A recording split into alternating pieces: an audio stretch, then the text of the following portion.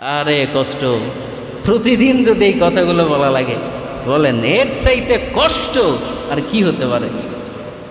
যে ব্যক্তি তোমাদের মাঝে কোনো খারাপ কাজ দেখবে, ফালিউগাইয়িরু বিয়াদিহি, ওই ব্যক্তি যেন তার নিজের হাত দ্বারা ওইটাকে প্রতিহত করে। ফাইল্লাম ইয়াস্তাতি, যদি এতে সে সক্ষম না হয়, ফাবিলিসানিহি, এ যেন নিজের জবান তথা মুখ দিয়ে কথা বলার মাধ্যমে প্রতিহত করে। ফাইল্লাম ইয়াস্তাতি, যদি তাতেও সক্ষম না হয়, ফাবিকলবিহি, অন্তর দিয়ে এইটা কেমনে প্রতিহত দূর করা যায় এই চিন্তা যেন করে। ওয়াযালিকা আদআফুল ঈমান। আল্লাহর নবী বলেন হাদিসের শেষের শব্দ, আর এটাই হলো ঈমানের সর্বনিম্ন দুর্বলতম স্তর। আজকের আলোচ্য বিষয় হলো সুস্থ সুন্দর ইসলামিক সমাজ গঠনের জন্য কিছু নীতিমালা। ইসলামী সমাজ গঠনের নীতিমালা হলো মসজিদ কেন্দ্রিক এবং কোরআন সুন্নাহ ভিত্তিক। কিসের কেন্দ্রিক? মসজিদ কেন্দ্রিক। কথা বলেন না কেন? মসজিদ কেন্দ্রিক। আর কি ভিত্তিক? কোরআন হাদিস বা কোরআন সুন্নাহ ভিত্তিক। এখন একটা সমাজের মোড়ল থাকে না, আপনাদের সমাজেরও আছে আলহামদুলিল্লাহ। এই মোড়লরা মুরব্বীরা নিজের খেয়ে নিজের পড়ে অন্যের সমস্যা সমাধান নিয়ে সমাধানের জন্য সবসময় চেষ্টা করে, ঠিক কি না? নাকি মাঝে মাঝে টেবিলের নিচ দিয়ে ঘুষ খায়? এরকম আছে না নাই? আছে। আবার কুলু বেজে দেয়। দুই পক্ষ লাগছে, এক পক্ষকে এই দিক দিয়ে যায় কয় ওটা দেখে নেব, নেই সমস্যা নেই। আবার ওই পাশে যায় কয় ওই লোক হইল একটা বেয়াদব। আর এই যে কুলু বাজার নে মোরল আছে না নাই? কথা কম না কেন? এই যে রাগ হওয়ার পরে আছে না, রাগ করলেন। আমি যদি নিজেকে আল্লাহর মনোনীত এই দলের ভিতরে সামিল করতে পারি, দুনিয়াতেও কোনো চিন্তা নাই, আখেরাতে তো নাই। গত জুমাই বলেছিলাম মরার সাথে সাথে আল্লাহ কি দিবেন?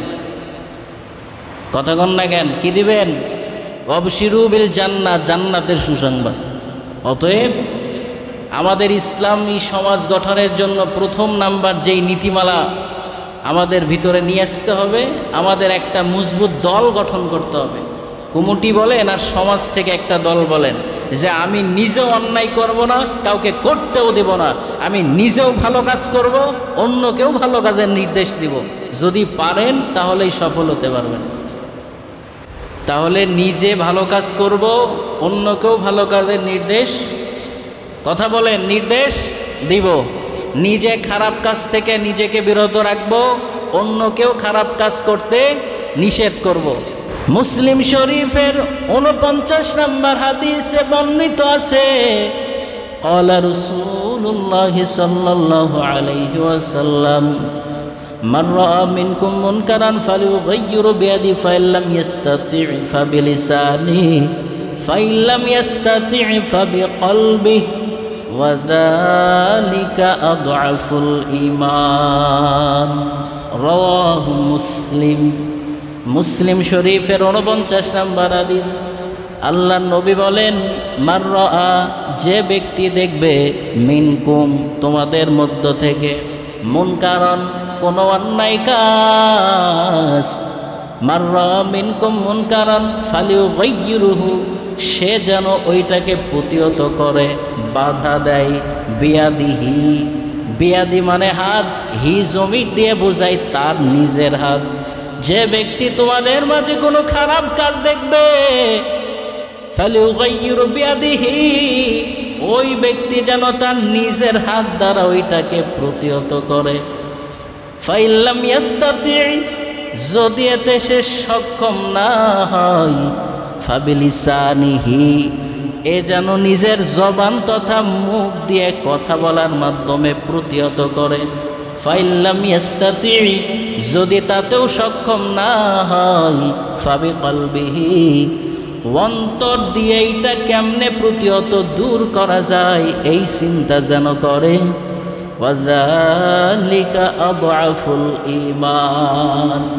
আল্লাহ নবী বলেন হাদিসের শেষের শব্দ, আর এটাই হলো ঈমানের সর্বনিম্ন দুর্বলতম স্তর।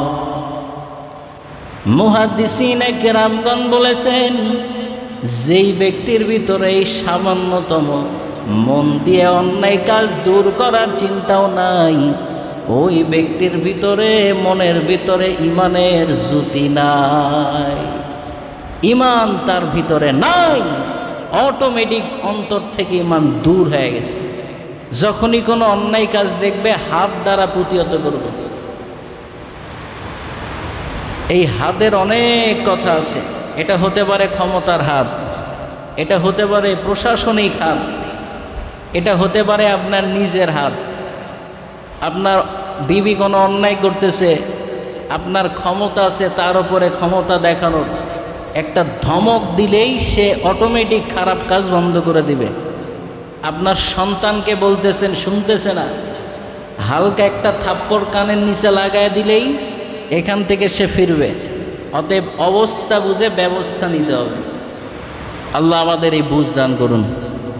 নামাজের সময় কি করবেন? মনে করেন যে খারাপ কাজ মানে কি? যে নামাজ পড়ে না এটা কি ভালো কাজ? কথা কন না কেন? ভালো কাজ। আপনি বাড়ি থেকে মসজিদের দিকে নামাজের জন্য আসতেছেন, ওই টঙের ওপর দেখতেছেন একজন বসে আছে, ওই জমির ভিতরে একজন নিংটি লাগায়া কাজ করতেছে। ভালো কাজ করতেছে না খারাপ কাজ? যদিও ভালো কাজ, কিন্তু ওই সময়ের জন্য খারাপ। এখন যদি আপনি ওই সাইড দিয়ে কিছু না বলে চলে আসেন, তাহলে বলেন তো ভিতরে ঈমান আছে? হাদিস যারা শুনছেন বলেন ঈমান আছে? সাউন্ড বক্স বাজাইতেছে, ওরে কি ডিজে! নিজেও মনে করেন যে নাচে, অন্যরেও নাচাই। সাউন্ড বক্স বাজাইতেছে, একটু মনে আনন্দ ফুর্তি দরকার, কিন্তু তার পার্শ্ববর্তী বাড়িতে বৃদ্ধা মুরব্বী শুয়ে আছে, অসুস্থ মা আছে, অসুস্থ শিশু আছে, আপনি শুনতেছেন, বাজাইতেছে, কি করবেন? এরকম কইলে ঈমান থাকবে? অন্তত তার কাছে গিয়ে বুঝাইতে হবে, ভাই তুমি গান শুনতেছো, সাউন্ড কমে দে, শোনো। বিবাহ হইতেছে সমাজে, বিয়ে, গায়ে হলুদ, ওরে কি মিনি সিনেমা হল, কি একটা অবস্থা! এখন দেখি যে মাঝে মাঝে কয় হুজুর গোসলখানায় মেয়েক নিয়ে যা গোসল করায়, সেখানেও ভিডিও চলে। হাসেন আপনারা, হাসেন। কত বড় নির্লজ্জ বেহায়া হলেই আজকে আমার সন্তান, আমার মেয়ের বিবাহের অনুষ্ঠান এইরকম একটা বেশ্যা নর্তকীদের অনুষ্ঠানে পরিণত করতেছি। আবার দাঁত কালাই, বিয়েতে যদি গান না বাজে, ডিজে যদি না হয়, তাহলে কি বিয়ে হয়? আরে গজব গজব! এইরকম বিয়েতে কোনো হুজুরকে দাওয়াত দিবেন না, কারণ এই গজবের ভিতরে হুজুরকে ফালাবেন না। যেই বিয়েতে, এই অনুষ্ঠানের ভিতরে এগুলো চলে, গান চলে, নাচ চলে, নর্তকী চলে, দেখবেন বিয়ের কয়েকদিন পর থেকেই বরকত সংসারে শুরু হয়ে যায়। কেমন বরকত? সব কিছু করছেন, কিন্তু পরিণতি ফল যেইটা আশা করছেন ওইটা হবে না। তো যাই হোক, আমাদের ইসলামী সমাজ গঠনের জন্য চেষ্টা করতে হবে। আল্লাহ এই তৌফিক আমাদেরকে দান করুন, পড়ি আমিন।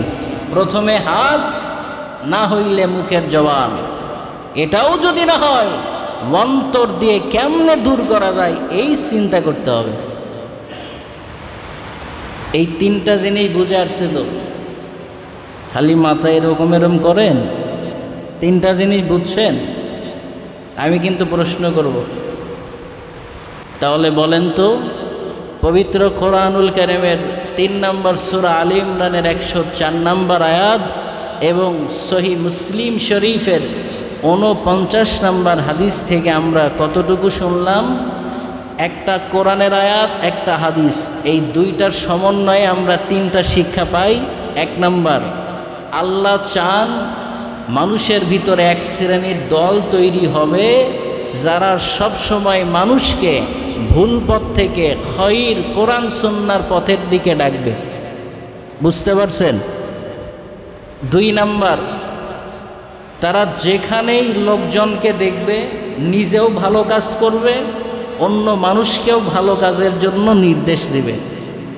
এবং 3 নম্বর, এই লোকগুলো যেখানেই কোনো খারাপ কাজ দেখবে নিজেকেও সেখান থেকে বিরত রাখবে এবং অন্য মানুষকেও সেখান থেকে বিরত রাখার চেষ্টা করবে।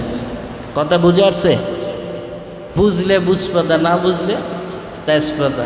তেজপাতারও একটা গুণ আছে, তরকারিতে দেয় কি যত্ন করে, আর যখন তরকারি প্লেটে নেয় খুব যত্ন করে আবার ফালাইয়াও দেয়। আল্লাহ আমাদের সহি বুঝ দান করুক।